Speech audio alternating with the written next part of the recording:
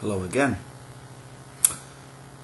This is a response to KingTheist23's video concerning abortion. Let me begin by saying that in no way did I infer from your eugenics video that you thought that atheists were cold and uncaring people. If that were the case, I would have said so.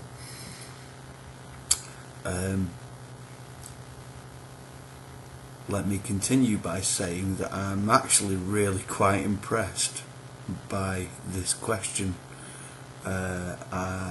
in the context of the previous question concerning eugenics.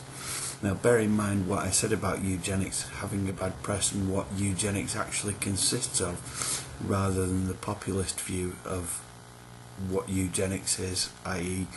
that propounded by the Nazis, which wasn't eugenics. That was more like ethnic cleansing, which I'm certainly not in favour of.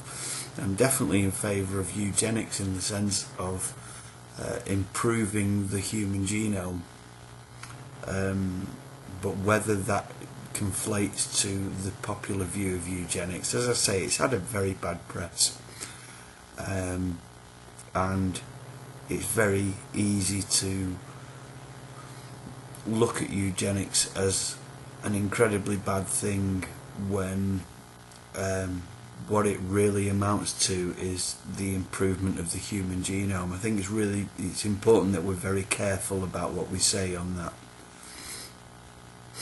So, am I pro-choice or pro-life? No. Could I say that I'm both? One of the problems here is that there's a dichotomy presented that you have to be either pro-choice or pro-life.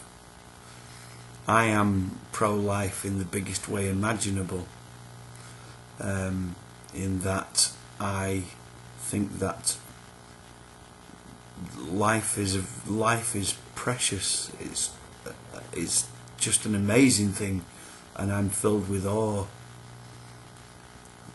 And not in the sense of John Wayne, he was truly the Son of God.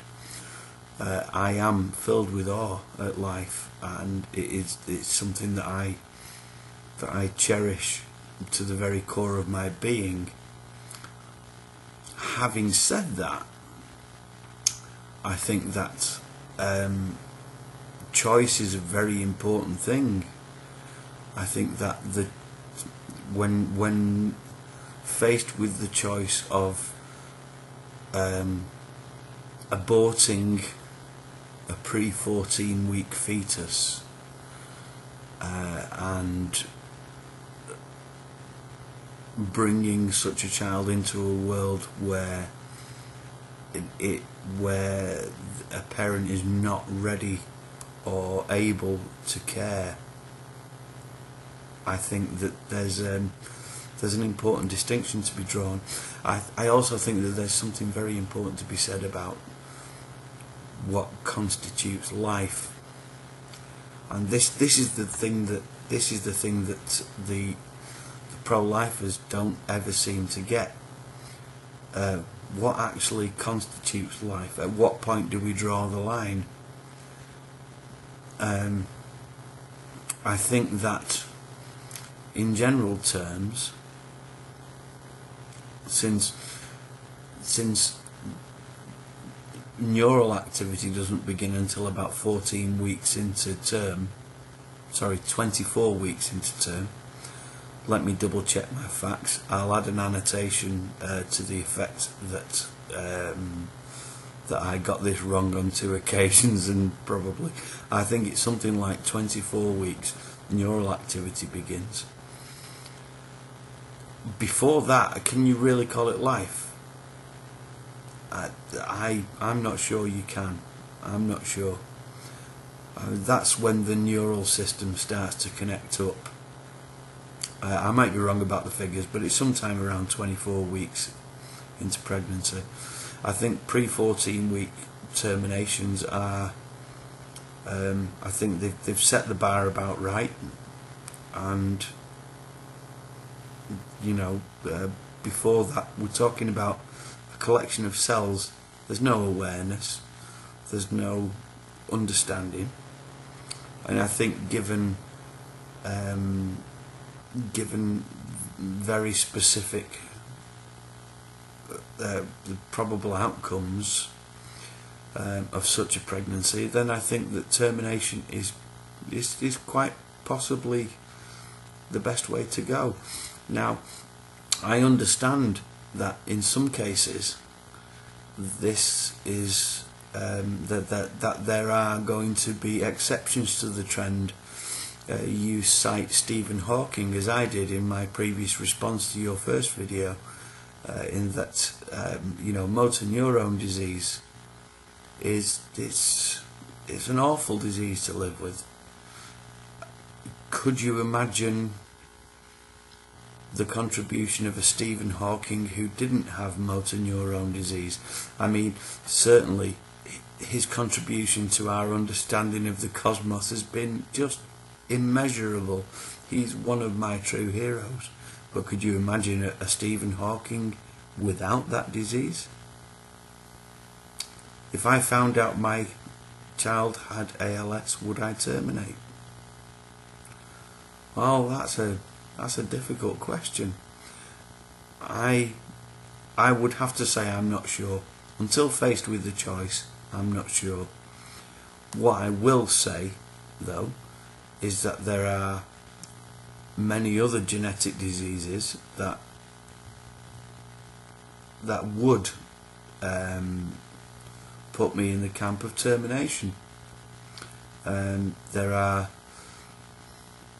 diseases that affect, I mean, motor neurone disease specifically affects the ability to, well, motor neurone disease, I think it says it all. It affects motor responses and really not the mind. I think in such a situation, were it pre-diagnosed, I think I probably wouldn't. I think there are other genetic illnesses that can only lead to really serious suffering and a poor quality of life, that I would say yes, terminate, and really that's what it's about. Are we willing to say that those who are unloved and unwanted have made no contribution? Well, no, of course we can't. We can't say anything about that. And poverty, what does that have to do anything with about it? Can I reconcile being against eugenics while being pro-abortion? Well, it's not really that I'm pro-abortion. It's that I am pro being able to make a rational decision based upon the evidence and nothing but the evidence, and being able to make that decision in a timely manner. That's really what it boils down to for me. I am pro-life, but I'm also pro-choice.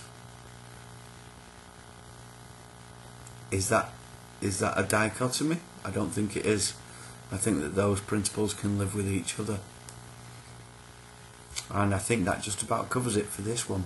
Thank you very much for listening.